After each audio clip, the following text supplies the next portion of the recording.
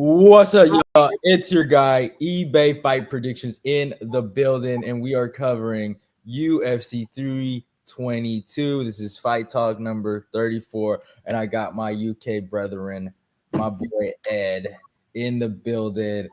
And before we talk about UFC 322, there is a lot of stuff in MMA that I gotta talk to y'all about, that we gotta recap, you know what I'm saying, before we can get into the nitty-gritty of Saturday night. But I just want to start off by saying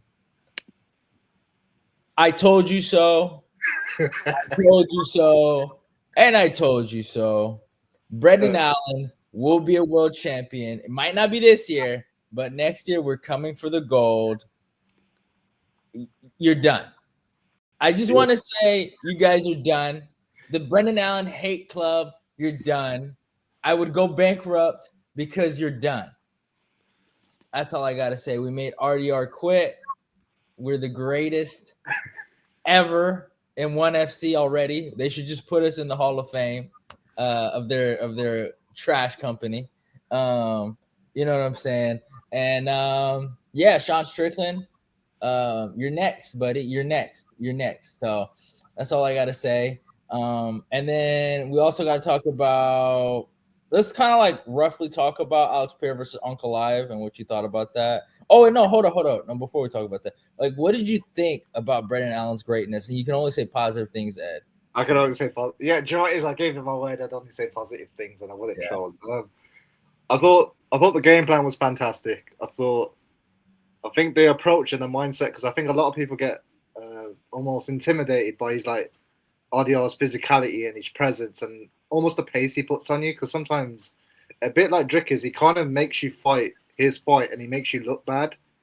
In that sense, I think there is a lot of similarities between him and Dricker's, but I think the way Brendan was able to do things on his terms in terms of initiating the grappling and going against the fence and working the trips and even the underhooks, and these are subtle little details. I think Brendan started to notice the difference between when he had top control and the work he was able to do in comparison to it being the other way around. So yeah, you seen Brendan making the most of when he was in those positions in comparison to RDR being a bit wasteful. And then I think even as Bilal was saying in his corner, once he was fighting the fight on his terms, obviously then you saw the success, particularly in the latter rounds. And then I believe their corner threw the towel in. yeah, I do feel bad. He is getting called a quitter, but the thing is, one thing I did notice is it kind of felt like a minor version of Burns versus Usman in terms of like gym beef. Like, I don't know if you were aware of the beef they were having before, but apparently like Brendan didn't want to train with him. I think he was a little mad that he beat up on Gerald Mearshart, GM3. And just a lot of the subtleties of like, I wouldn't say Brendan got kicked out, but like some of the guys. He was getting overlooked in that gym. I know what you mean. I'm familiar with what you're talking about. Yeah. That happens a lot, unfortunately. Like when you've got a new guy coming up, he's the flavor of the month. Like he's one fight away from a title fight, and obviously the gym are going to focus their energy on that particular individual, and then you're somewhat overlooked. Yeah. To be. And then some of the same guys they had in Killcliff that were cornering Brendan for his fluffy fight were cornering RDR. So there was just a lot of motivation, and I can tell. I think the biggest and I love Killcliff as a gym. I think they're doing some good stuff there. But I think the biggest problem with those big gyms like ATT is that if you're like a really good fighter and you want that like personal attention, like that one-on-one attention, you're not going to get it in those big gyms. You know what I'm saying? And I think him going to a smaller camp where he can get that personal attention, from those guys, because I think they just train really out of their garage for real.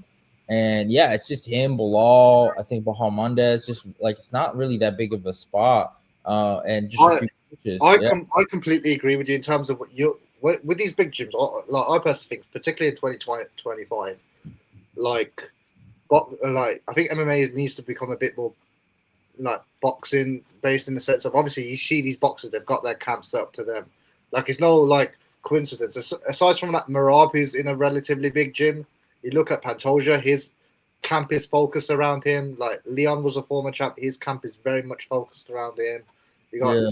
I know Islam comes from a big camp and a big setup, but they've got quite a tight knit group.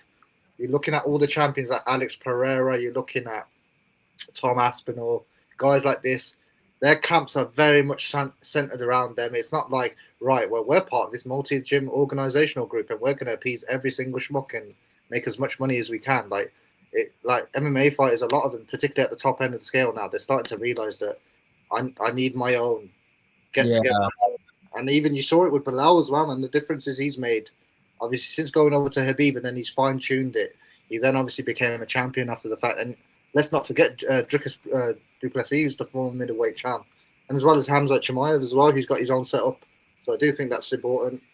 Yeah, no, I agree. I 100% agree, and I think that's why he did what he did. But yeah, let's talk about a little bit of Alex Pereira, kind of like beating Ankalaev. Like, what did you think? Like, let's make it quick, you know?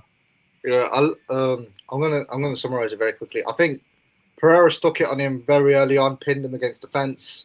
The calf kicks, like obviously we understand the southpaw and the orthodox battles and how different it is. He still was willing to chin to chin, kind of like kind of what Jan Blachowicz did. Within 2-3 kicks, he managed to get him to switch orthodox and then threw the right hand over the top, and then that's all she wrote. Yeah. What's up, bro? It's been a minute. Thought you quit. Yeah, I kind of almost did. Brady watches Morales. We will talk about that. Alex didn't respect him. Yeah, man. Honestly, Alex walked him down. And I'm not gonna lie, did Alex look bigger to you, like weight wise? Like, did he look like a big? Like to me, I thought he had a bigger frame in the rematch. Like, did you notice that? I didn't particularly notice anything different from a physical stance. I think it was more the approach, if I'm honest with you, because I think I don't know. He just seemed like the bigger man. I don't know. His stance, he stands up upright, right? So he always looks a certain way. But I also think because the first fight happened a lot, because like I said, it was not just a physical battle, but a mental battle as well. I think once he realized, I think in the first fight particularly, Magomed, he got him against the fence and he clinched, but there wasn't much success in terms of taking him down. I think once Alex realized, you know what, this shot can't really take me down and do much. He just walked it down and did what he did. Yeah. So I think the first fight helped him approach this fight, if that makes sense. Because he realized he couldn't really do much with him. All right.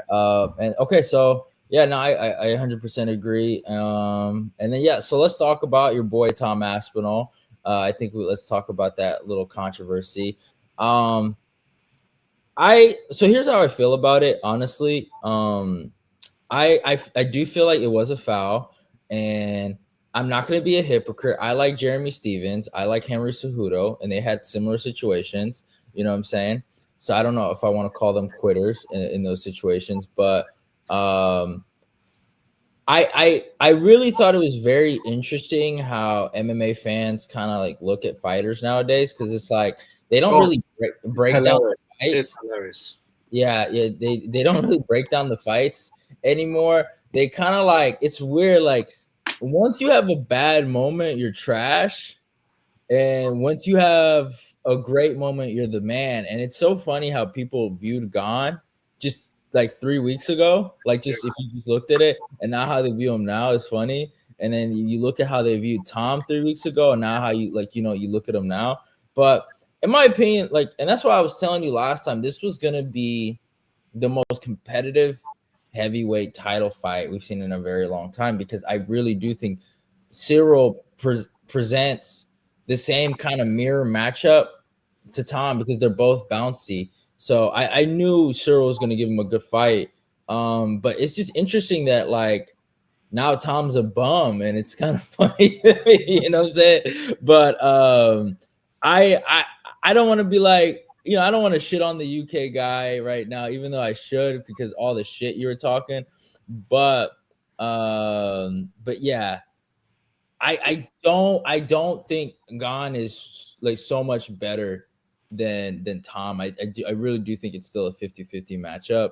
I will say this though, because there is precedent for a fight happening, it getting caught short, and then people jump to conclusions. I think Bilal Leon fight, the very first one, obviously coming into when they actually fought for the belt, then obviously Yeah, no, you're 100% right. It could end up backfiring like Peter Yan too. Yeah. yeah, and even the Peter Yan Aljamain Sterling fight, which I now find ironic now, even though I'm an Aljo fan, the shit he was managing to talk about Tom Aspinall, like you really like I just found it ironic coming from you. Like obviously right message, maybe right message, wrong messenger, schmucky. Do you know what I mean? Yeah. Like like why are we doing this? And also, you know my thoughts on UK MMA and how you guys obviously want to take our eyes off. You did it to Bisping, and now you guys are trying to do it to Tom. You're trying to nerf us because we're so good at the sport. Like I see what you guys are doing. Like, do you know what I mean? Like, but that won't stop us from achieving greatness. Aspinall was never good. Okay. Hopefully, we get that fight rebooked as soon as possible, and obviously that doesn't happen again. But Alex didn't respect him. this is the thing. My thing is my thing has always been with particularly the rules. One, I don't feel like the rules are enforced enough, anyways. But the other thing is, every time something like this happens, when it's a big fight, people give a shit about it and want to discuss the gloves. Well, what do you think they should do? And then people stop discussing the gloves altogether. I think I've always said it about the points. So like, how often do we see the groin shots and everything else, and no one deducts a point? Yeah. Like, can you remember the last? I can't really remember the last point deduction. It doesn't really happen. Yeah. The amount, like the ratio of fouls committed to points being deducted is it's night and day. I genuinely think if you make people a bit more hesitant to commit these fouls, and I'm willing to bet that someone out there on Twitter has probably like got more free time than both of us put together, and has pulled up a thread of fighters who have done it more consistently than others. Like you've got Derek Lewis on camera saying, "Do you know what?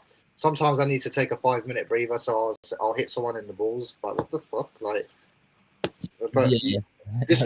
this happens though, and best believe because he's real with it. Best believe he's not the only person thinking it. You know what I mean? eBay, who knew Herzog was a fraud? I gotta what a fucking can of worms. This is. Can we even talk about this, or can they sue us for this shit?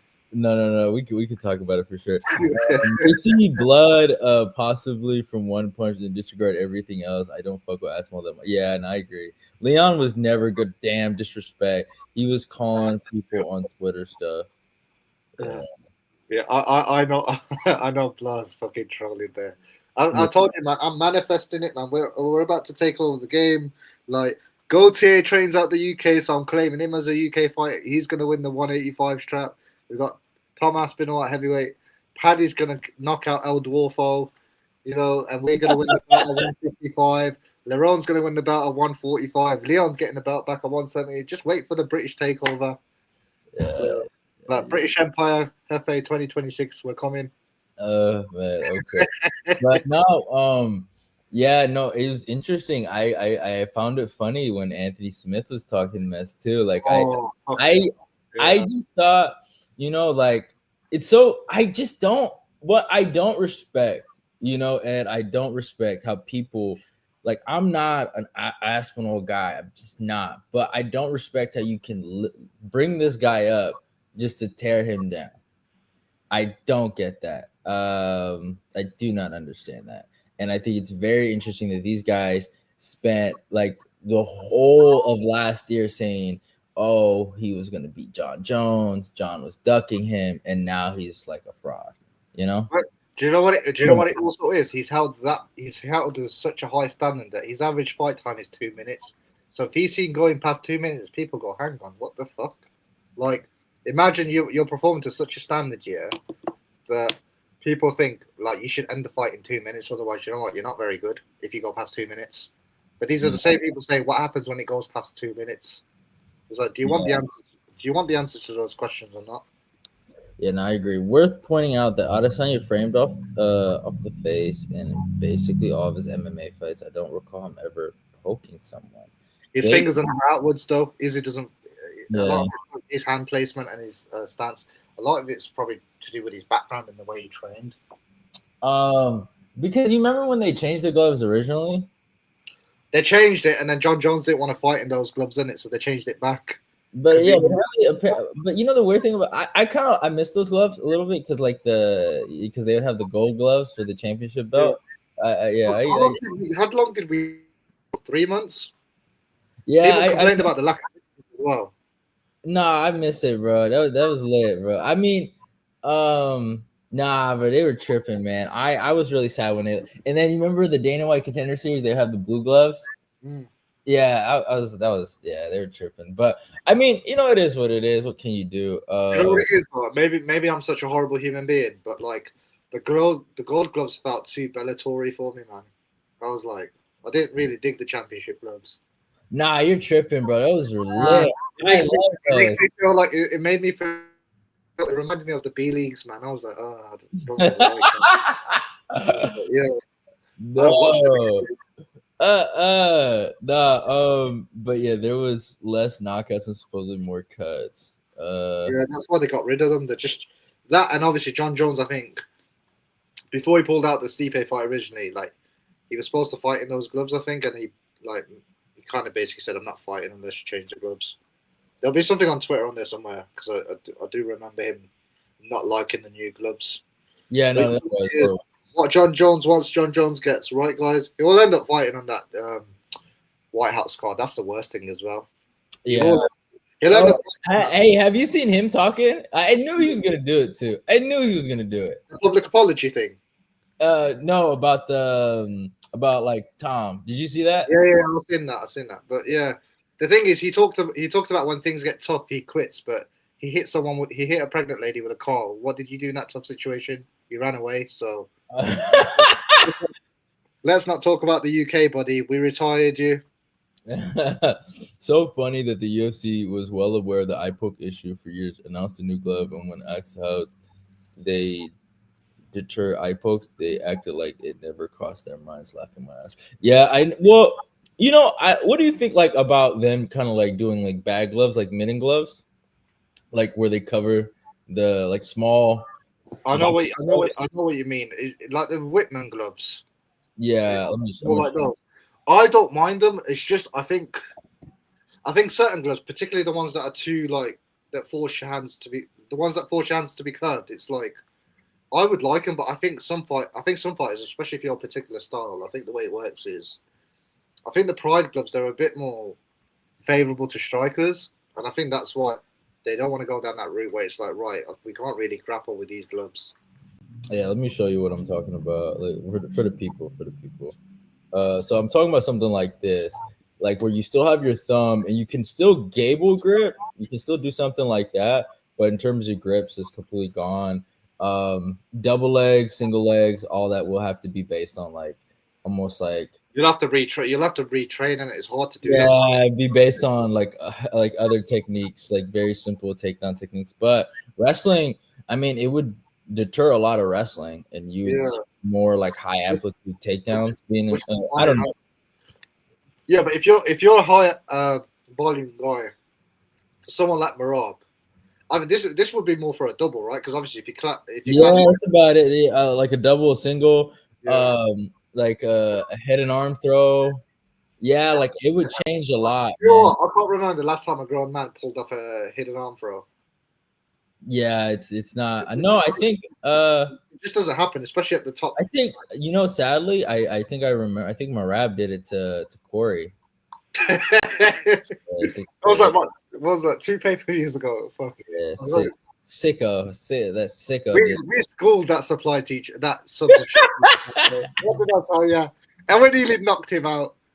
Okay, Luke Thomas pointed out the UFC owns the patent to the Pride glove, and there's been a study done that those gloves have less instances of eye pokes than the modern UFC gloves. Yeah, I knew this anyways. Like I don't recall like eye pokes being a constant thing in Pride. I don't ever know why they really changed the gloves, to be honest.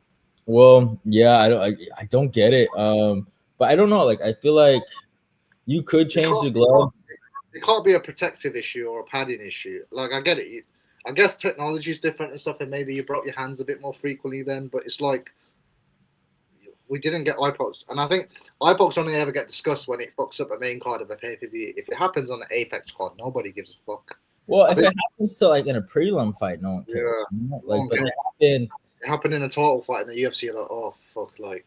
And I Yeah. think the UFC are sweating about it particularly because obviously, I think I'm for sure you know this anyways. On Fight Week, there was a lot of talk around Tom and it obviously between DC cooking the whole heavyweight division, and then and then Yeah. his dad came out publicly saying, "Oh, Tom's got 2 fights left on his deal. Then we're gonna fight out his contract and do boxing." So why have you put that out there? Like you know what the UFC have done to Francis. Like they're just like if you want to do that, cool. I'm not begrudging Tom if he wants to go into boxing, but don't make it publicly known to your employees that you're gonna like bin them in 2 fights because now they're gonna make your life difficult. Yeah, and I could tell I could tell the relationship kind of soured, because It's I feel definitely. like and Tom's one of these guys. Like I don't think he's gonna be here for a long time. He's gonna be for a good time. Kind But of. is it really his fault though? Play devil's advocate. Like say that for argument's sake he makes 2 million per fight as a champ right now. In Yeah. boxing he can make 50 million, right? But in the UFC, there's only so many fat heavyweights you can fight, and he's beat half of them. Like, Yeah, what? I mean, honestly, like he has nothing to prove as a champ because, like, I feel like if he was to beat Cyril, I mean, What Volkov too?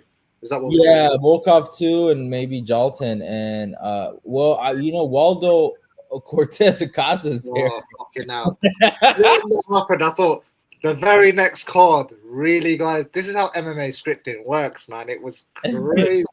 That happened the very next fight card. I was like, oh, for fuck's sake. Yeah, dude, that was epic. I'm not gonna lie, that was epic, bro. That was actually, I was in shock. I don't think I've ever been in shock after a fight. Like, I'm like, wow, he just really did that, bro. Like that. The crazy thing is, right, he fought with a fucking concussion. He'd just gotten knocked out. For some reason, the fight didn't get stopped. And Yeah, then he got back up and just knocked out the Leo. Like, how does that make sense, man? yeah. That's got to be comeback of the year, man. No, Dalia, like, and Dalia's not a bum. He's actually pretty good. So it's like I was surprised he overreacted like that. Sergey beats him, or we beat Aspinall in a rematch. Yeah, that is crazy. That's your thumbnail. Is Tom knocking out Sergey? But Bro, you can't change it, though. This is the thing. What is that or the Frivola or Osman the Saito? It won't let me pick anything else. yeah, I'm not paying for fucking premium just so I could change my display pic. It's just otherwise yeah. I'd change it to Aaron Pico, but we know. No respect. All right, man. We've done enough talking about Mr. Tom Aspinall. Let's talk about UFC 322. Actually, no. We have one last thing to talk about. We kind of wiggled around it. There's been a big betting scandal in the UFC.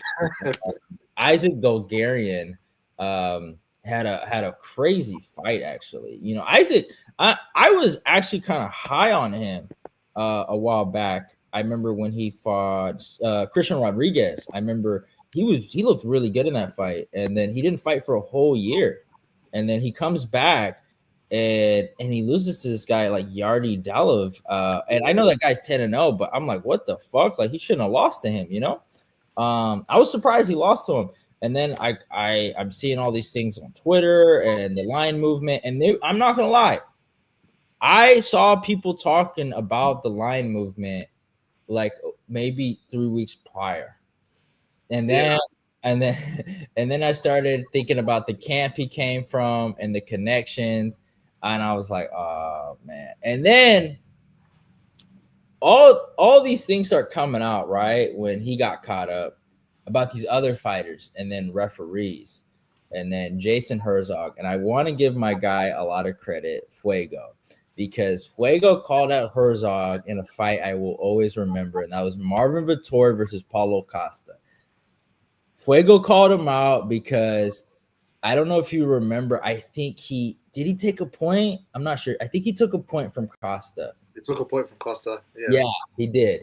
I remember he took a point from Costa, and yeah, it was some weird officiating from it. And a lot of people thought Herzog was the golden standard, but it's kind of sad because we see it in college basketball, we see it in these other sports when these guys know that they don't have a lot to offer to the sport. You know what I'm saying? And they're like, oh, I can make a quick buck. They kind of like they go to these bettors and these obvious gambling addicts or this mafia bullshit, right? And they kind of like they fall victim to corruption, you know what I'm saying? And it causes problems in the sport, and it makes you really think, damn, if this guy can get manipulated to do this, why can't this guy or this other guy? And it makes you really think, like, man, the judges too, like, they don't make a lot of money, you know what I'm saying? Like, I found out they make only 300 a night, you know? Mm. Like if I was to search it up, like, let me search it up. Pay of a UFC judge, right?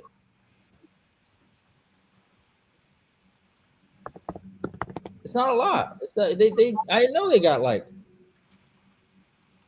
yeah, they got a salary of like 57, like, you know what I'm saying? Like, Yeah. No, I yeah, get.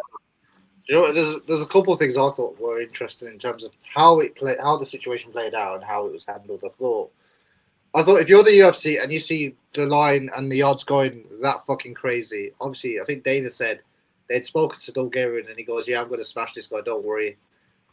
They asked him if he was okay. Has he got an injury? Why have the odds shifted like that? I think if you're a multi-billion-pound company, you can't risk getting thrown into that much shit and risk being subject to that much litigation, particularly from the FBI. That's no fucking joke. I think you pull the fight off completely and go, right, we're not having that fight point blank. Because yeah, now, because you know what it is, that wasn't even a high level profile fight, and now you're gonna lose yourself. It's a publicly traded company. Am I wrong in saying that? So obviously, yeah, the stock's gonna, like, you can imagine something like this, and it being a betting scandal, the integrity of the sports into question now. The stock could drop. You're going to lose people, shareholders, like quite a substantial amount of money, and for something that could have been avoided. Like, has this always? And then you've got. I don't want to sound harsh, but I think a lot of fighters were clout chasing on Twitter, being, "Well, I got approached to throw a fight. I got approached to fight." Like, mate, you've been in the organization 10 years. You just want to point because it's a hot, fashionable topic. Like, you want to point this up just so you can get on an interview and talk about it and like get your 15 minutes of fame. Get the fuck out of here, man. Like, yeah, it's also one of those things where it's like you've got your employers and you've been approached to do something. Like, how about you cooperate and then keep the sport like clean? Like, let's not become one of these sports where everybody goes, do you know what? I'm not so sure about that, because then that's when people start questioning things. And obviously, with the amount of decisions we've had that have gone the other way, and you think, like, you think about it, the Jolton Almeida fight happened what, the pay per view before that, like literally the fight card before that, yeah, and he got given the fight against him, and it's like now it's gonna look, everything's gonna look into like dispute now. yeah. I mean, there's a few fights people feel like there's This is the thing, everyone's digging up fights now from 2, 3, 4 years ago now and go, do you know what? This fight looks shaky. This fight looks shaky. This fight looks shaky. And it's like, well, I feel like these guys aren't stupid because they're targeting obviously like not like high level guys, yeah, you know? you're obviously going to target the prelim schmuck. If that guy's Yeah, making 10 and 10, you're going to go, right, we'll give you something 50 trees to throw the something. fight. Yeah, I agree. Something like it's like you can hide, you Yeah. know? Like people aren't gonna look for it. So yeah, that's how I feel. Like even the guys like that got caught up in the NBA, like Terry Rozier, Chauncey Billups. These are guys that like Terry Rozier. Like when I found out he's gonna play on the Miami Heat, I was excited, but he's not like some supreme level, high known like athlete. You know what I'm saying? Like, and now if you look at the UFC, right? Like what's his name, Derek Minner, right? He got caught up for it. Oh, Now that was Isaac Zakarian, I was surprised. You know, it was one of those things where it's like, damn, like what the fuck, you know, like because he had some potential. You know what I'm saying? And it's sad that he kind of went that way of yeah, man. But this is the thing. Oh, it's just the guys that are lower down on the card were always going to be prone to this. A lot yeah, of it's going to come down to the pay. People are going to say, "Well, what? How about we up the pay and stuff like? We can up the pay, but also these guys are still going to be targeted because of their positions on the card, and it's not got as much like attention to it. Even if you paid them 50 to show 50 to fight, the fact that there's no audience at the early prelims, people aren't going to pay attention to that particular fight. Does that make sense? Whereas, say, like for instance, So say like the female women's fight, yeah. Say like Wei Li Zhang got offered money to throw that fight. That's the core main event. People are going to be watching. Anything sus happens in that fight, people are going to go, do you know what? That's a bit weird. Yeah, Whereas no, if you're fighting the first night like of the card, right, and you've got like 50 people in 50 people in the arena, like obviously nothing gets made of it. yeah, no, that is interesting. All managed by Jason House. Yeah. Yeah, it's oh my days. How much issues has that schmuck caused us, man? Yeah. Audience being suspicious of MMA judges lies solely on athletic commissions for not taking action sooner and reprimand bad. Yeah, I know. Which goes what we're saying about the eye pokes as well. Like, and it's just like, and Keith Peterson's another one who's a bit of a schmuck when he like refs fights. It's like you look at him and you're like, forget the Cruz fight in general. He's just yeah. Some fights where they're a bit grappler heavy and they're not like a lot of damage. When he transitions, he won't stand them up. But in other fights, he will, and it's like I don't think any of us ask for perfectly ref fights. We just want consistency. Yeah. No, I agree. I think it's one of those things where it's like, for me personally, and I think Keith did an interview with Theo Vaughn, but like I kind of like, I don't have no beef with him personally, but I do feel like there is a sense of like I don't give a fuck, from him. Like Yeah. I just don't care. And that's the problem. Like when you're officiating a sport, you should care. You need to care because you're the last line of defense. If a guy gets put out, then you need to go out there and stop him from receiving hammerheads. Like you look at Herb Dean. Herb Dean. This was another example. The Jack Hermanson and Gregory Rodriguez fight. Lands the punch. Hermanson's out cold. Doesn't go out there to stop the other punch getting thrown at him. Yeah, I know. No, yeah, Guy was out from the punch, Like yeah, I saw that live. That was a horrible knockout. Yeah, dude, it was 5 minutes, man. He was out for 5 minutes. I remember that. Yeah, I do. Speaking of Anthony Smith, yeah, I remember this. I never understood the idea. He was laughing so hard at this fight, so don't even try and being the best ref either. I've seen him like guys take horrible beatings multiple times to share versus Smith, for example, and that was just. You was laughing at that fight. No, bro. I was laughing, but like laughing in pain, because I felt bad that Smith was taking a beating like that. He's such a tough warrior. He doesn't quit, Hard of you know what I'm saying? You know what it is sometimes, I think, with your own boys who do this to you, man. I defended Aljo, was basically like his lawyer for 5 years, and he does that to me for Tom Aspinall. Yeah, because he's an arrogant fool, and that's why that camp is going down in December. I'm getting what I want for Christmas. You know what I want? I only want one thing, and that's to see Rab Davis really get knocked out. That's it. Not the Ugg boots, no. That's a private joke.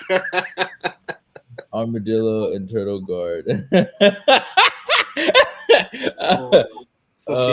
Yeah, the Turtle Guard.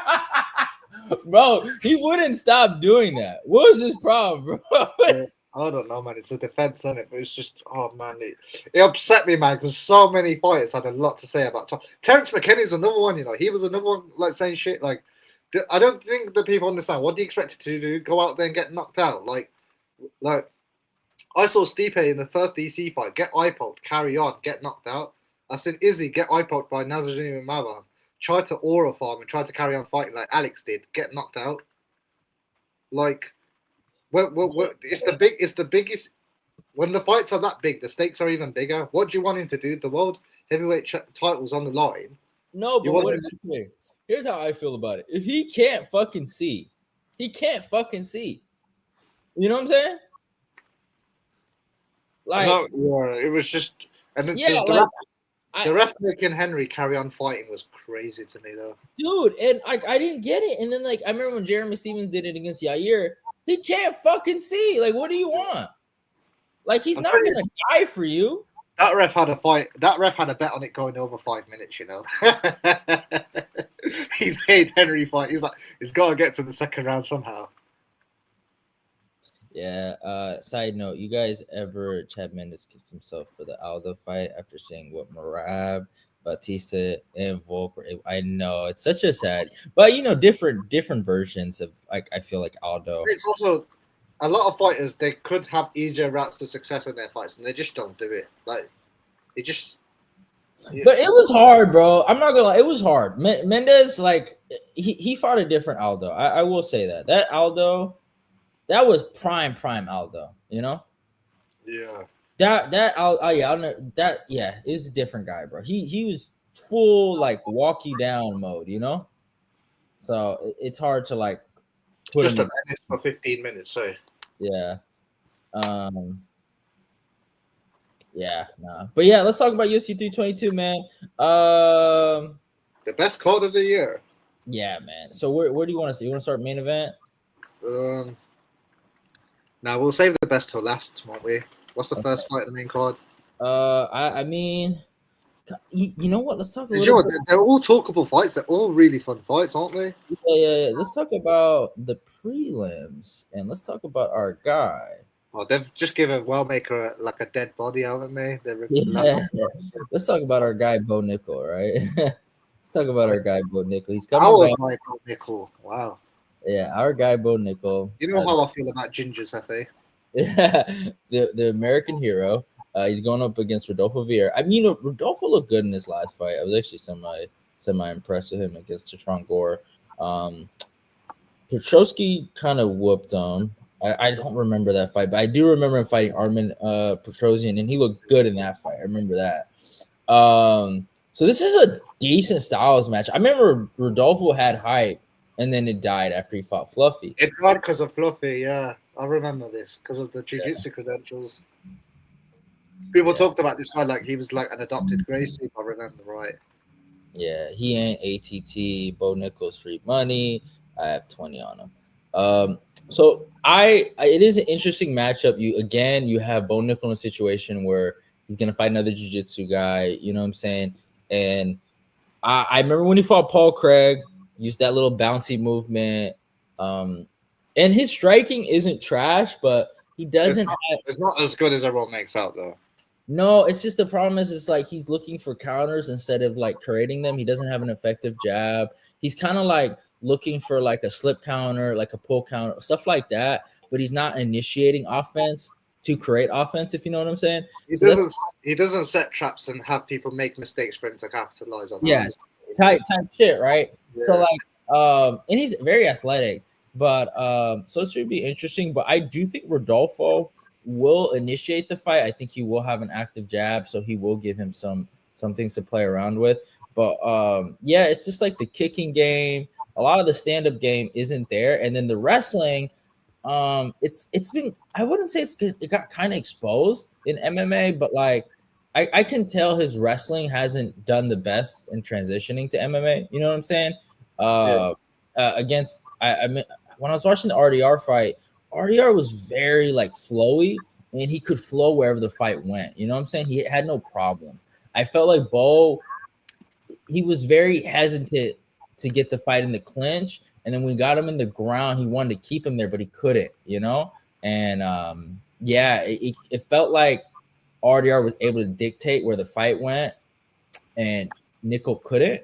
And I think Nickel, he has to really pay attention on how he dictates this fight, what decisions he makes. And I mean, Rodolfo, whatever you want to say about him, he is still kind of dangerous in this fight where he can put him in bad situations. So Bo has to be smart. He has to be smart, but I don't know. It's gonna be. I think a couple of things. I think in terms of the RDR fight, I think the fight played out differently because it's kind of the whole aspect of being the hammer and not the nail. I think, well, especially with a lot of the times when he fights, he is the superior athlete. So I think a lot of that kind of plays into his hands when he's fighting. I think with RDR as well, especially because he was able to fight someone, he can also dictate where the fight goes. And he just fought someone with that much experience. And I remember saying to you at the time, he's going to get rushed and fight someone that he's not ready to fight, and he will lose before he gets to a position where he fights for the belt. I don't know if you remember me saying this, but it came down to just how good he was. And the middleweights are either very good or they're not so good. But I think the matchmaking's interesting. Like, I thought they would have given him a Brundage or Tavares. He already beat him, right? Has he fought Brundage? Yeah. 300. Yeah, he did fight Brundage. Yeah, I thought you would have given him like like a Tavares. Like I think Tavares is off the roster as well. Jay Sean Gordon, he's already beat. You would have him fight Dumas or like Zach Reese, those like kind of guys. Like you kind of needed to beef him up a bit before throwing him into the points where not even necessarily throwing him into the shops, but a lot of these guys are crafty, man. Yeah, The ones and that are, the guys that he's not crafty. I think he's that's not crafty. yeah, Like, that's the problem. Yeah, little tricks, like obviously RDR's got him against the fence. These little knees to the body and stuff. Obviously, like the lactic acid's building in your arms. You're getting knees to the thigh, knees to the like body and stuff like that. Your energy's getting zapped. Like when the takedowns aren't coming off as much as you want, so you're going to be exerting yourself a bit more. Now the fight's going past around 2 rounds. Like, do you know what I mean? Like, yeah, then you're in a situation where you're very vulnerable. You're fighting against a guy who's what in the previous promotions won what 2 belts, 3 belts, something like that. Like you look, like, and I've said my problem wasn't with him. My problem with him was his success was going to always be his biggest downfall, which was his athletic ability exceeds his ability in terms of his mixed martial arts. And I yeah, felt like for that reason, he was going to beat people solely based on his athleticism and his physicality, and he's yeah, going to get rushed into a fight that was too big too soon, which is yeah, what happened this year. Like yeah, I don't want that for him for the next 18 months because I actually think we've got someone here very special. But we'll have yeah. to. But unfortunately, because of the way the UFC and the middleweight division plays out, sometimes this is going to happen. What's going to happen if they throw him against like Bruno Ferreira and he knocks him out with a check hook? That's like all of that because they've rushed him. Yeah, and that's the problem. It's like he's not Hamza. You know, Hamza had a very different kind of wrestling style that could work. You know what I'm saying? That could go through this kind of like this high level stuff. You know, and I think the problem is it's like he needs to his skills needs to get better. I think they need sharpening. I think we agree on that. Yeah, I think that's what it comes down to. But I think he's had some time off. Rodolfo is a guy that could be beat by him, and I could see him doing it. You know what I'm saying? But he has to improve. And yeah, my take on it, I think if Rodolfo beats him, it's by submission. I can't see another way for him to win. But yeah, my pick for the fight is like it goes 3 rounds and Bo Nickel wins. yeah. I think it solely comes down to pacing. Yeah. No, I agree. There's another good fight on this card on the prelims. Oh yeah, my boy Roman Kopylov, who has just now been put in the game against Gregory Rodriguez. This would be a good scrap, man. It's a fun scrap right here. I lean Kopylov respectfully. I know he got taught respect by Paulo Costa, but that's my guy, so I'm gonna stick with him here. I Good. lean Kopylov as well. Yeah, I just think Gregory, his best way to win this fight effectively is he kind of uses wrestling and his grappling. He kind of doesn't. You know what I'm saying? Like that's the one thing I've always had a problem with Gregory. But so I think if they go kick for kick, I know it was crazy. Costa really impressed me, man. When Costa was like going kick for kick with him, I was like, whoa, Costa looked good, and he was like, it looked like the old Costa. You know what I'm saying? And he broke him.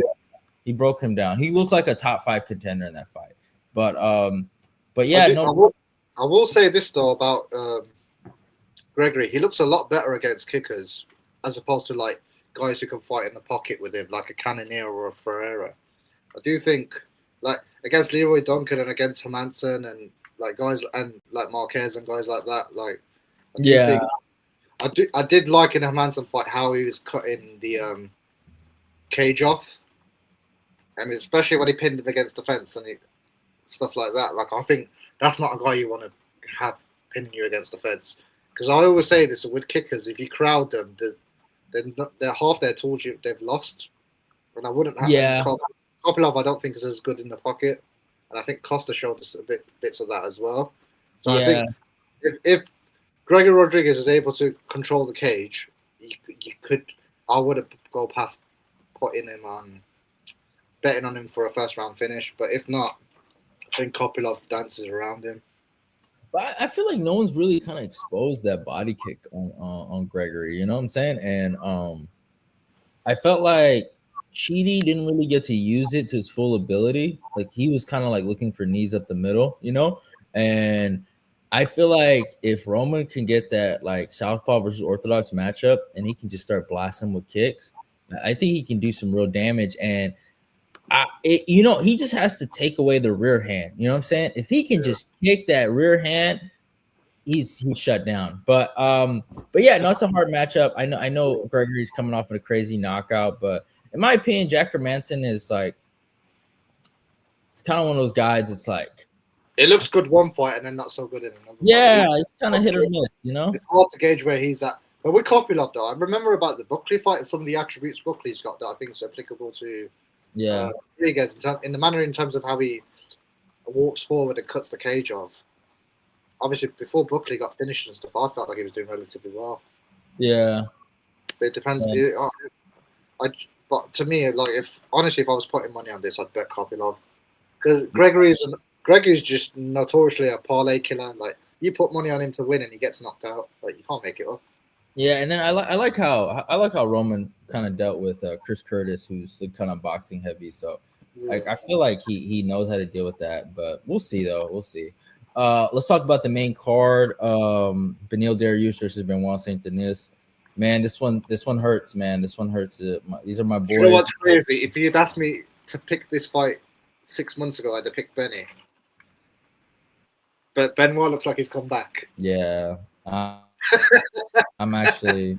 Am I wrong though? This is how reactionary we can be as MMA fans. Am I wrong? Like, well, I think is determined on how they looked in their last fight. No, well, the problem is the grappling's gonna cancel out. I don't think, and here's the thing: like when Mocanio, dude, it's gonna sound fucked up. I like Mocanio, but he had the luckiest takedown of his life when he caught the body. Yeah. He low key, like it was like one of those 9 out of 10 time, like 9 out of 10 or 1 out of 10 kind of situations, and he capitalized on it. You know what I'm saying? And I'm not saying this is a fluke. It's not a fluke. He did his thing, but I just do not think he does that every single time to Benoit Saint Denis. I think Benoit. The problem with Benny here, and I love him to death. That's my guy, man. The problem here is his chin is cooked. When he got dropped by Mocanio, my heart sank. I was like, no, Mocanio doesn't. Is that one of those where like, oh my god, even Mocanio can drop you? This is bad. Yeah. So my problem with him is that when they go in the fire, Benny does this thing where I'm not saying he leaves his chin in the air, but he likes to scrap and he gets baited into a brawl. And the problem is if he can't stay technical, if he tries to like pace a grappling fight for 15 straight minutes, I could even see Benoit having success there too, because Benoit is really good. But I just don't. I don't think Benoit, like for instance, like I think he hits harder than Gamrot. I think he's more violent than Gamrot and Mocanio, if you know what I'm saying. You know? I think this is why I think this will be a bit more interesting than Benny and Gamrot. Because I think Benny made the Gamrot fight interesting. Yeah, I'm still back. I just love. Do you know, it's weird. Like I love this fight, because I can absolutely see like Benny coming through adversity and like obviously pushing forward and then getting a knockdown and then latching up on a neck or something, and you can see it going the other way as well. Like they're both swinging hooks at each other, and one falls to one knee, and then he wraps up in a guillotine and it's GG's. Like I just love how this fight can play out. Like, yeah, I can't see. I honestly can't. Like, I'm probably gonna curse this fight, and if this happens, yeah, shoot me. But like, I can honestly see. I can't see this fight being a thing where they're just leaning and trying to get head position against the fence for 15 minutes. I can't see that kind of fight. I can't see it being that kind of fight. I just love this fight because it just screams violence, and it screams two guys that are just gonna throw down. Yeah, no, it's crazy, but I'm not gonna lie, I kind of like, I don't know, like I respect both guys because they both kind of beat on some overrated Brazilians that had a lot of hype. I do respect both guys for that. So it's a tough fight for me because I like them both. You know what I'm saying? So um, Benoit, they both kind of like hurt me in big fights. I remember I put a big bet on Benoit to beat Poirier, and then Dariush let me down big time when he fought Charles. So they're both my guys. But yeah, no, I really had a lot of love for them beating on those overrated Brazilians like Rufy. Oh my god, like dude, next Conor McGregor, all this bullshit, da da da da da. Yeah, go get choked out, buddy. I love that I picked Benoit against Rufy. Yeah, I bro. love that pick for me. I feel like I got a big dub. I got the hardcores back on track with that one. I think they're all like, Ed's not a total schmuck. He got that one right. and then like the Mocanio, I like Mocanio, but the fucking dude, when I was there in the crowd, money Mocanio, like he's like God or easy money, Paddy Pimlich, easy money. Yeah, bro. Yeah, that was fucking. They all twerked for that Paddy fight. Yeah. What did I tell you, bro? Big, number one money fight in lightweight. Man. But yeah, so let's go up this card. Oh yeah, let's talk about Leon and Carlos Pratos. We're both Leon guys. We both like Leon Edwards. To disappoint the people in the chat. I know you guys love to hate on Leon, but we both like him. I got Leon here. I think Leon is the more complete fighter. I think we've talked about this previously, but yeah, it's a dangerous fight though. I think Carlos is a lot better since he fought Ian Gary. I do think he's a little different. But again, it's Jeff Neal. I think Jeff Neal kind of fought like probably the most retarded fight of his career, with all due respect. Just trying to high guard him, and the knees were open. But Leon, if you go watch Leon's old fights, like some of his older fights, like the Usman fights, even the Cowboy fight when he fights like a striker, he is just different. He presents different kind of like tools, like feints, level changes, up and down movement, up and down strikes, clinches, takedowns, elbows. He is a different kind of beast, you know what I'm saying, than Jeff Neal. I think Carlos is big. Carlos has good Muay Thai, but at the same time, I think Leon's striking is more fluid than him, and he can really put on a masterclass. The only problem is this fight can get tough for Leon, and he's gonna have to show some dog. You know what thing was? So at the press conference, right? So I'm gonna bring this point up. Dana said that the Brady Morales fight was going to be the fight that's like basically the next in line, right, for the title shot. Yeah. I think before then you would have said, you know what, Leon needs to go out there and do something, and I think that would have potentially exposed it. But I think now it's a case of, you know what, regardless of what you do, you're not getting the next shot. He just needs to go out there and win, mix everything up, show everybody what you can do again, like everything from how good you are in the clinch, show everybody the elbows. I haven't seen him throw a fucking elbow in God knows how long, like from the breaking off the clinch. Like we've seen these fights. Like when it gets a bit doggy and they don't like that fight, it's not there, man. Like when things don't all go their way, you got Jean Silva, like how he tries to like dap people up after he gets hit with a punch, and what happened to Rufy and stuff like that. I think Leon doesn't need to fight a striking match. He needs to fight a mixed martial arts fight. Show everybody that you are one of the best mixed martial artists that welterweight. Don't show people that you're one of the best strikers in the division. Show people that you're a great mixed martial artist. You need to incorporate, and it needs to encompass everything. A lot of people asked him, and they said, "Right, well, do you feel like grappling is something that you got the edge on?" He said, "I'm not necessarily looking for it. If it's there, it's there." And that's where he needs to be. Like he needs to know he's got that in his back pocket. Well, and I do feel like honestly, like Leon, if he loses this fight, I'll tell you what happens if he loses his fight. He's fighting Mike Malott in a fight night in Canada. That's what happens. Yeah, no, honestly, if Leon loses this fight, it's on him. Honestly, and I gave him grace for the Bilal fight. I even gave him grace for the Sean Brady fight. Very tough matchups. Those are not easy, right? I think the UFC didn't really do him any favors. I think the the switch up in opponents, from JDM to Sean Brady, But this, you've had a lot of time, you're prepared. I hope he found inspiration from what Fabian did, and y'all must have forgot because Leon Edwards is really truly.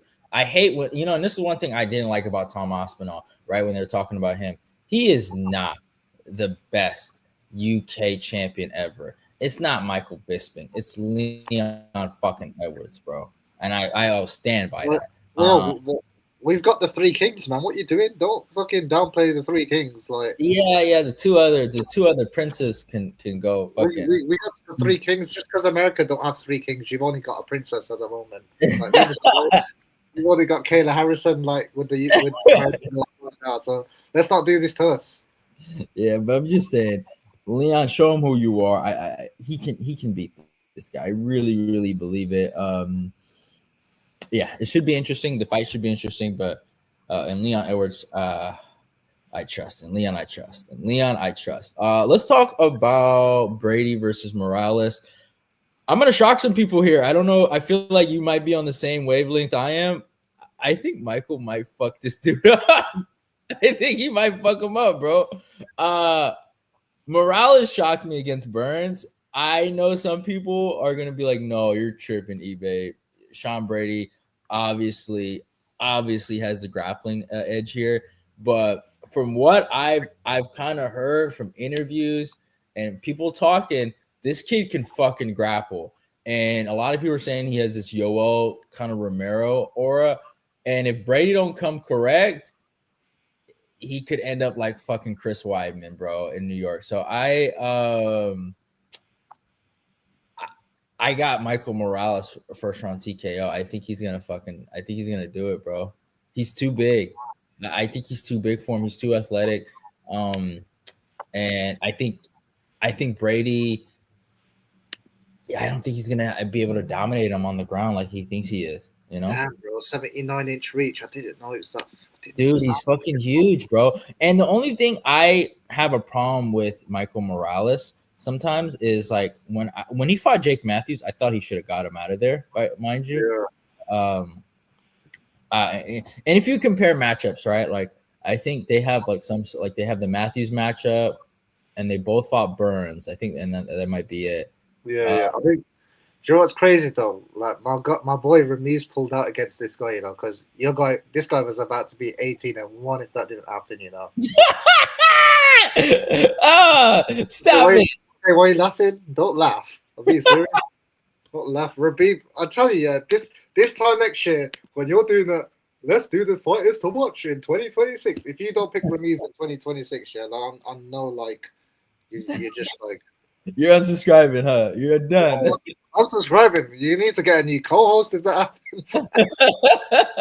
In all seriousness, I can see what you mean. People do the common opponent thing, but the only reason I don't want to do it for this fight is because obviously they're both going to come into different game plans. Like when they fight their opponents, like Brady isn't going to fight.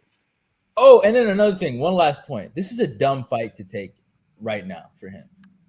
I thought that, but I literally think they gave him this fight because this kid's 18-0, like got a whole like half a dozen finishes, and they go, right, nobody wants to fight this kid. If you fight him and beat him, we'll give you the next shot. I literally think that's what I think they promised him that. Yeah, no, I get it, but like it's a trap. I did think it's a bad fight for him, but I think they're both each other's. I think one guy gets smoked. No, I think Brady either smokes him or he smokes Brady, because I think they're both each other's kryptonites. No, I don't think he's like, honestly, if he matches up with Leon or Ian Gary, I don't favor him in those matchups because I think his striking isn't as good as them, or I don't think it's the best, but he's athletic and he does some really crazy shit. And I feel like he's okay. I'm not gonna lie, he's been taken down a few times, but like the dude, like, so Captain, I think Captain, what's his name, bro? Henry Cejudo's wrestling coach. You know what I'm talking about. The Eric, the guy with the glasses. Yeah, whatever his name. He said some things, and I was listening to an interview, and he's like, bro. He also said Henry would smoke Merab, though. How did that go? Well, no, Oh, well, I it mean, goes- I ain't gonna lie, the first round, we were cooking. We were classes, man. cooking. I don't know if he sees things right. But in all seriousness, though, do you know what? This is a dope thing, man, for Ecuador if they get a contender. You can throw this in you can throw him in a Miami title fight in the first quarter of 2026. Yeah. Like that would be heat. Do you know what I mean? Like I know how big the Hispanic communities are over in that state. So, but I also think if No, Brady wins, though, people are going to be so uninspired if Brady wins. no, and I like Brady. I think Brady's a good fighter. He's really really good. I respect his resume. I mean, he's beat some really good guys, and even when he fought Gilbert Burns, the way he beat Gilbert, I was impressed with because he beat him primarily based on the grappling and a little bit of the striking. But I was impressed with the grappling because it's really hard to, like, I mean, even Hamza was scared to go there. Do you know what it is though? It is hard to be enthused about how he beat Gilbert Burns when like you got JDM and Marco Morales has both finished him. Do you know what I mean? Like, Well, I know, no. Well, they beat him in an area he's weak though. Yeah. You know what I'm saying? So like, okay, here's how I look at it. I Right? understand what you mean, but it's just that's how a casual mind would look at it. Do you see my perspective? Oh, and then the Chiesa fight. Yeah, don't forget the Maverick. I forgot. Oh my God, the jab. Dude, did you forget about the This jab? guy still talks about Chiesa's jab, you know. Good grief. You It's like people comparing like Usman to Joe Calzaghe or something, man, with his jab against Gilbert Burns. dude, listen. This guy, Michael Morales, he be jabbing. He be flicking the jab, he be feigning the jab, and he be jab. Like that jab is gonna be a problem for Brady. I think he's gonna be I could see Brady doing some work here, but yeah, he has to come correct. We got some interesting things to think about though, because obviously we got all these welterweight fights on this card. You've then got Ian Gary and Bilal Muhammad. Marty is sitting out at the minute. To be honest, all of the guys at the top are fighting. Yeah, finally. It took like 5 years, but yeah. For 5 years. Like, but it's just like you can't really say Colby. Colby's not ranked up there anymore. Well, he had to get kicked out. With all due respect to my guy, but he had to get kicked out of the top 5 by Buckley. Have they kicked him out of the rankings completely? Or is it still No. They're not gonna do him like that. I mean, you gotta understand. He is a big name. They're not gonna do him like that. I think. You know what I want to see, honestly, with Colby. If anything, I want to either see him fight Malat or that Bonfim kid that beat the shit out of Randy Brown. Yeah, I want to see that. Oh, Bonfim, yeah. What? Do you know what's funny? Yeah, people, because of the scandal thing that's come out, everybody's overthinking everything. That people try to say that was a fix as well. People would say, "Oh, the ref, that was a shit stoppage." Did you see it on Twitter? I watched the whole fight. So like, bro, the way he hit his head off that canvas and the way he looked up to God, I'm telling you, that guy did not want to be in the fight anymore after that happened. No, he was cooked. No, Randy's my guy. But listen, what happened in that fight is Bonfim is very smart. He watched the Vicente Luque fight, and it was the Vicente Luque fight ×2. Like he got basically chopped down, and then when the opportunity came, he fucking went up top and hit it with something hard. It's literally. I'm looking at the rankings now. It's literally Shavkat who's injured, and Usman who's just sitting out. Everyone else is fighting, and Buckley obviously. I think he fought. Usman was the last guy he fought in it, but I think he's doing something. I think he's competing in something else, but I can't remember what. But like I said, everybody in the top 10's fought. Like Gabriel Bonfim's now ranked number 10. He's just fought. It's just Colby we're waiting on. Yeah, that's about it. Jeff Neal got cooked. He's going to be suspended medically. I think Burns is the same. He got knocked out as well. D-Rod, I think he fought relatively recently. And Mike Malott fought obviously against Kevin Holland. So yeah. And then you got the female title fight, Weili Zhang versus Valentina Shevchenko.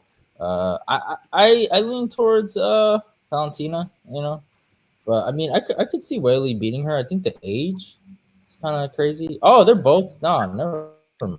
Yeah, everyone thinks Weili is really young, don't they? There's always this thing in it. Like even me, I always think she's younger than she actually is. I always fall into that trap. But I just think it just depends on how well Whaley adjusts to 125. I think that's the main factor. Yeah. I think the wrestling should be interesting here. Striking wise, it's hard to say who's the better striker out of the two. They're both kind of like they're good strikers when it comes to like their paddle. I think in kicking range, Valentina's better. Yeah. But I don't know. I've seen Wiley like kind of like lose in like a lot of like striking situations when they're not grapplers. You know what I'm saying? I thought Joanna was giving her fits in the first fight, but I mean she does hit hard. She does have knockout power. I do like her kind of like distance management. The only thing that kind of like threw me off is when she fought Rose. That's the fight that's throwing me off as well. Yeah, because both fights were extremely different. Like in terms of obviously the head kick was one thing, but then you're obviously looking at the second fight where it was a lot more of a mixed martial arts fight.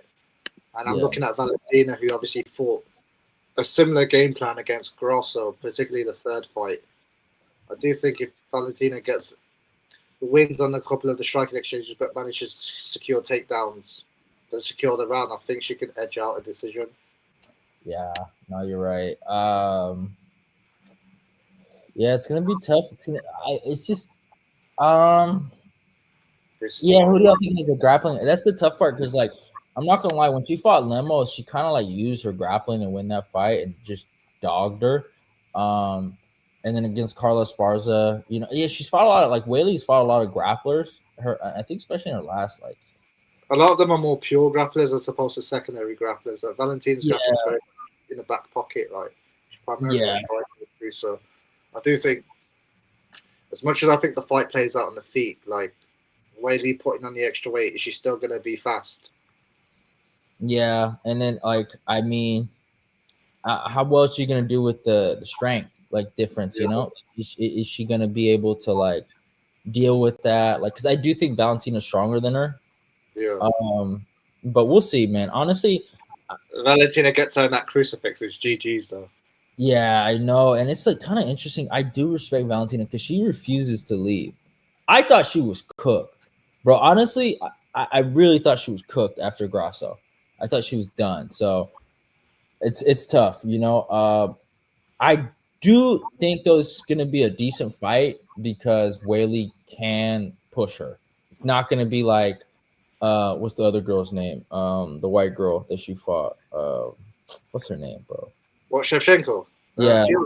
Yeah, it's not going to be like that. I mean, Fury, it wasn't horrible, but she couldn't really. She was too flat-footed, man. She's too flat-footed, and Zhang's not flat-footed. That's one thing I would say. Yeah, she bounces. So yeah, she couldn't really challenge her. So I do think that with Valentina spinning and stuff like that being the kicker and everything else, I do think there's going to be opportunities for Zhang to initiate some sort of clinch. You'll know early on in the fight. This is the thing. This is one of those fights where you'll know in the first 2 minutes she's going to win the fight. Does that make sense? Yeah. Oh yeah.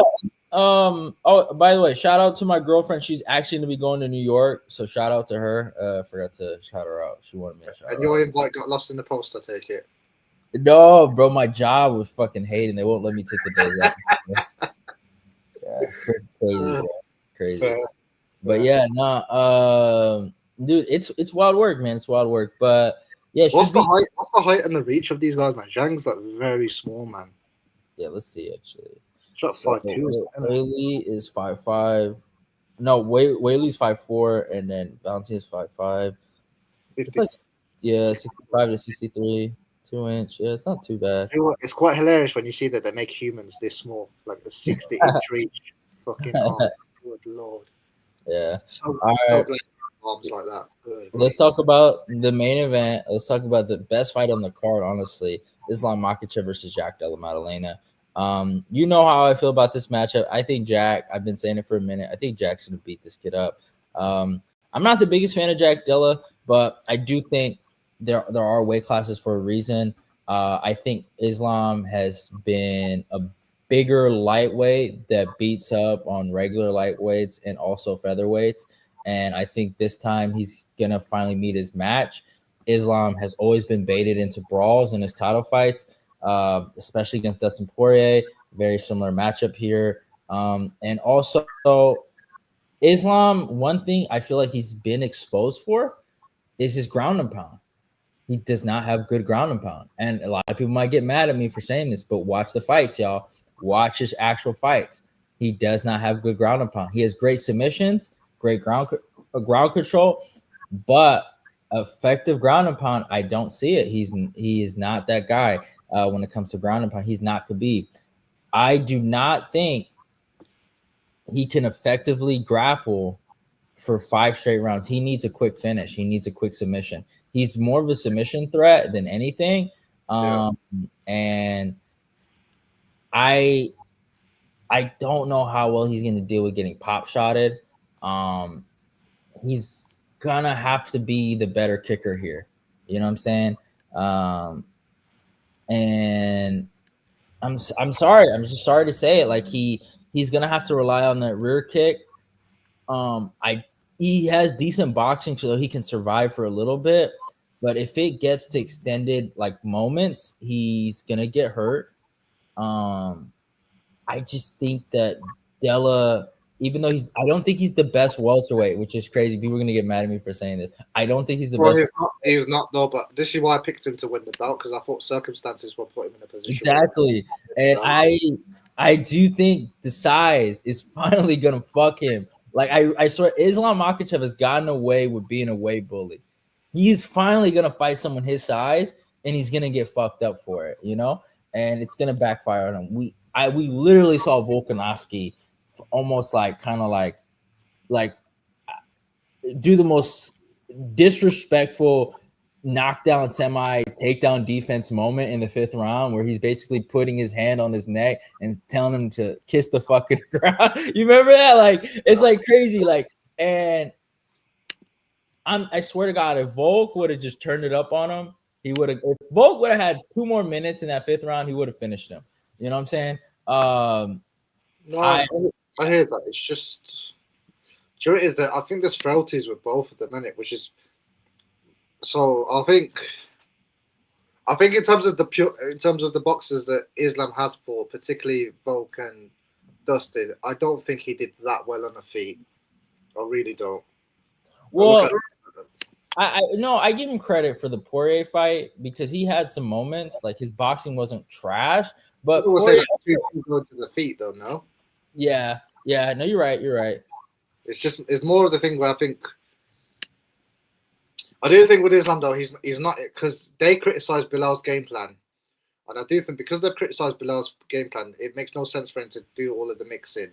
I do think he needs to do like similar to how he approached the Hooker fight. He needs to just go in there. This is my intention. I'm going to take you to the ground and then arm triangle you or something like that. I do think he needs to come out with that sort of game plan. Like what you said, he needs to be very aggressive in those first 2 rounds, because I think otherwise the extra weight, because I don't think he paces himself as well as everyone makes out. So I do think in the later rounds, that's also going to be something that's factored out. JDM's already literally just fought a guy who's been trying to take him down for 5 rounds, and he's looked relatively fresh in rounds 4 and 5. So JDM's been there before in relation to having someone take him down in the later rounds. But then you look at JDM, you think, right, before him finishing Gilbert Burns, how did he look, and how did he look against Hafiz as well? Yeah, I agree. So there's frailties with both of them, but I just think because of how the first match played out with Volk for Islam, I see a lot of things that Volk did that JDM can do better. And you've got a guy who's a lot longer, he's a lot bigger, packs a bit more of a punch. It could do the things that Volkanovski exploited in the first fight. So I do think if Jack wins, I still think it goes to the scorecards, if I'm honest. Yeah. I don't think either guy's going to get the finish. I think this will be a good fight. I just think if there is a finish in it, I'd put money on Islam finishing it early. But if not, then I just think 5 rounds, and I think it'll be one of those 3-2 decisions, like 48-47. Yeah, pre-written scorecard. I can see that. I can see that. No, dude. Honestly, he's getting cooked, bro. He's getting cooked. Like I know what they want, but they're not gonna get what they want. They're not gonna get what they want. I honestly, they want Islam as champ, and they're not gonna get it. They're not gonna get it. I could see this blowing up in their face, and Jack is probably gonna become one of the biggest stars, and probably gonna be considered one of the greatest Australian champions for pulling this off. This if he beats him, this might be considered one of the best first defenses ever. You know, honestly, when you really think about it. I don't know about the great. I think the name Islam is obviously huge, but in terms of the name, I agree. But in terms of right, you're fighting a guy who's it's his very first fight at welterweight. I don't know about that, but I do think as an accomplishment though, I think you still got Izzy who knocked out Pereira, right? He's a two division champion. Look what he's gone on to do. I still hold Izzy as number one though from that region. Well, okay, yeah, that is true. But is he? I don't think he was. He ever pound for pound? Izzy was, yeah, but there was that phase where it was number one. Was he ever? I don't think he was ever number one. I don't think he was number one, but that came down to the fact that he was fighting Vittori and Cannonier, so it's hard to rank him as number one after he just beat Vittori. People don't look at it and go, do you know what? He just beat Cannonier. Let's put him as pound for pound number one. Whereas if you're Volk and you're smoking Max Holloway, like people are gonna go, do you know what? Look how good Volk did. Let's put him as the pound for pound number one. Yeah. Or if you're Usman and you're knocking out Jorge Masvidal for the first time in his career. Oh my God, what did Usman just do to Masvidal? He's the pound for pound number one. Do you know what I mean? Israel never had a fight like that until Alex Pereira came about. Yeah, that is true. I agree. He hasn't looked like that since Paulo Costa and Rob Whittaker, the first fight. Those two fights, obviously, people had him in the pound for pound talkings, but then since then, obviously, it has been like jab, feint, leg kick, and spamming that for 25 minutes. Like, so it was hard for people to justify that. But yeah, I agree. So, but here's the thing. The way I look at it personally, I do agree with you in terms of like you know that Pierre win over Adesanya was great, but it's because of the fact that the Dagestan region, you know what I'm saying?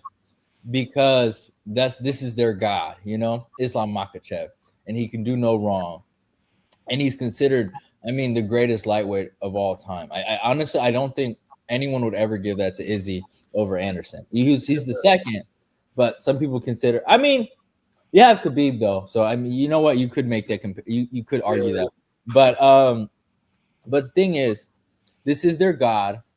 Maybe this is a little bit of recency bias, but it's the comparisons to Rocky IV was scary though. You got this guy with the Italian sounding name who's a pure boxer.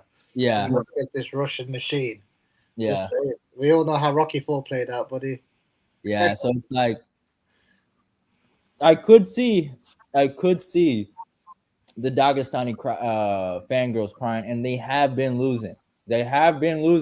We saw Ankalaev, you know what I'm saying? So yeah, no, I hear that. Yeah. Do you know what I was gonna ask you? Yeah, with Islam fighting a boxer with decent takedown defense, if Islam was to win this fight, would this change how your mind as to how the Ilia Topuria fight would go down? No, different matchup. You think? Yeah, because I see Islam having a better chance of beating Jack than Ilia. Okay, talk me through it. Okay, because Ilya's faster. It's a different speed matchup. So Islam coming in, he should have a speed advantage, right? And that's the thing. Like that's why I felt like Volk had success is because the speed. He's smaller, right? He had harder time like taking Volk down. I think that'd be the same thing for Ilia versus Islam. This is different because the size, the pop shot. I can see this being more like Dustin Poirier, you know, because Dustin's big. You know what I'm saying? So that's why I personally think the way the weight's been put on, I think he's going to look really slow and ploddy, you know. Yeah, I mean, I don't know. Like it's interesting because it's like they always say your first jump up to the weight class is going to be tough, but naturally, because you are the smaller guy, you should be bigger, you know, or not faster. You should be faster. He fought in January. It's now November, right? He's had 10 months. But even then, like he had to wait for the Topuria fight to play, not the Topuria fight, the Bilal fight to play out for him to know if he's going to fight at 55 next or 70. So he hasn't had the whole year to think, do you know what, I'm going to be fighting at 170 this year. He had to wait to see things play out, and then when did the Bilal fight take place? I'm trying to think. Yeah. Because realistically, he has been bulking. He hasn't been bulking the entire year. He's been bulking since May. So what? 5 months? 6 months? Yeah. Like we saw John Jones do it for 3 years. Make of that what you will. But like, I know. It's 15 pounds. It's like obviously it's just a different. It's just a different world, isn't it? I do think, and I do think the way MMA has evolved as well. I think if I was presented with this fight 2 years ago, I would have said, you know what, Islam would win. But I think the Aussie guys are starting to figure out their number as well, especially with Craig. Is it Craig Jones in the mix as well? They want to get that one back, bro. They want to get that Volk fight back. A lot of people feel some type of way about that fight, especially the second one. I didn't like the second one. Yeah, people feel some type of way. So they want to get that one back. I think he does it, man. I think he did. But I mean, dude, and I like the energy. Like, did you watch the face off yesterday? Yeah. Dude, I like it. They don't. You could tell like it's on. You know what I'm saying? So it's gonna be a good scrap. If he does win this, you got to put him pound for pound number one. You got to put him back. Do you know what I've said before? If he wins and retains against like an Usman or a Brady or something like that, he becomes my goal. Yeah, honestly, like it's because I think there's not many. We had a universe where we had GSP, Anderson Silva, and John Jones. Between them have never lost a fight in like 30, 40 fights between them. Mm-hmm. GSP didn't want to go up to 185. Silva didn't want to go up to 205. John Jones couldn't go down. Silva couldn't go down. We had 3 guys that were just phenoms, and we just didn't do anything with it. But now you've got someone who could potentially. He beat the 45 champ, who was the pound for pound number one, and now he's going to go up to 170 and potentially beat that guy as well. Like it's sensational if it happens. Yeah. So okay, final pick for the fight. I'm going JDM, 4th round TKO. What's your final pick? JDM decision. Okay. All right. So that's it for us. That's our preview of UFC 322. I do gotta go. I got work coming up, but I always enjoy doing these fight talks. We will do a recap. I promise y'all. We'll figure it out. We'll be better on it. But yeah, I hope you guys enjoyed it. This is the card of the year. Sadly, I can't be there in New York, but it is what it is. I will probably be at work watching it. But yeah, I can't wait for it. You guys know my picks. And yeah, love y'all. Goodbye. Make sure you go follow me on all my social medias. Go follow Ed on his social medias. And yeah, hope you guys enjoyed it. Like, comment, subscribe. Thank you guys for tuning in.